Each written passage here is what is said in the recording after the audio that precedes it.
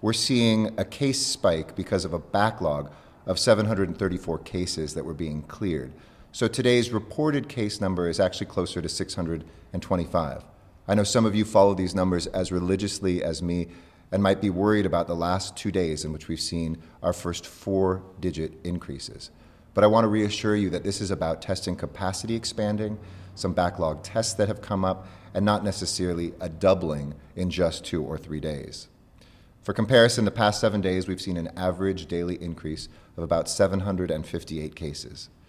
In the city, there were 680 reported new cases today, also including that backlog, bringing our total to just under 7,000 at 6,904 cases in the city, an 11% increase since yesterday. And the worst part of this evening, each time I report to you, is the 46 deaths that we added to the rolls. This brings our total to 663 fallen angels in our county, a 7% increase since yesterday.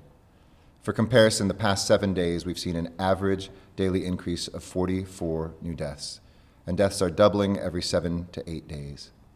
I wanted to add one statistic today that 90.1% of these deaths are occurring with people with so-called comorbidities.